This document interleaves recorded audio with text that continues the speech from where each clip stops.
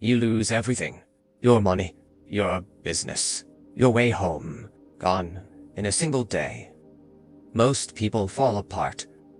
One man walked into a bookstore and accidentally invented a philosophy that Roman emperors and political prisoners used to survive the unthinkable. This is Stoicism, and in the next 5 minutes, it might change how you think about everything. Around 300 BCE, a wealthy merchant named Zeno of Citium shipwrecked near Athens. Stranded, broke, no plan. He wandered into a bookshop, picked up a book about Socrates, and something lit up inside him. He found the city's greatest philosophers and studied under them, then started teaching his own students, gathering under a public porch called the Stoics. That's literally where the word Stoicism comes from. A philosophy born from total loss. Forget the idea that Stoics are cold or emotionless. That's not it. The Stoics believe the universe runs on a rational order, cause and effect, all connected. They called it logos. And the core insight is this: you can't control what happens to you. You can always control how you respond. They built this around 4 principles. Practical wisdom. Navigate hard situations with logic, not panic. Temperance. Self-control, not excess, not withdrawal. Balance. Justice. Treat others fairly even when they've wronged you. Courage. Not just in big moments. Every single day.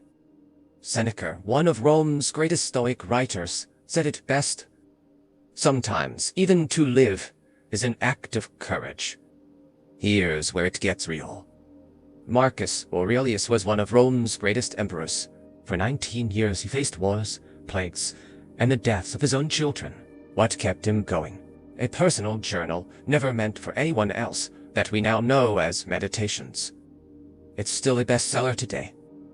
Nearly 2,000 years later, Nelson Mandela sat in a prison cell on Robben Island, 27 years, for fighting for basic human rights. The philosophy that carried him through, the same one, Marcus Aurelius, Stoicism.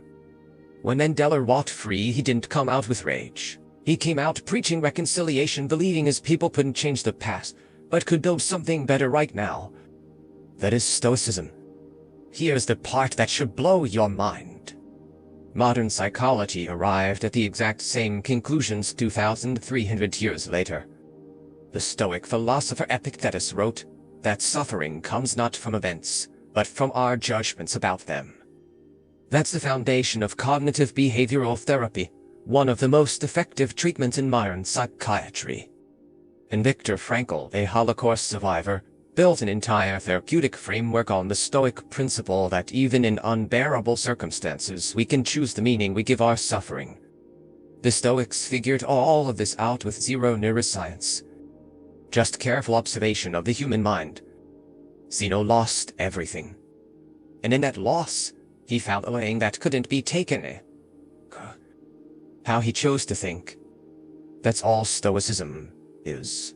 Not emotionlessness. Not giving up. It's taking ownership of the only variable you'll ever truly control, your response to life. Drop a comment which idea hits hardest for you. And watch this next. Icon index pointing down.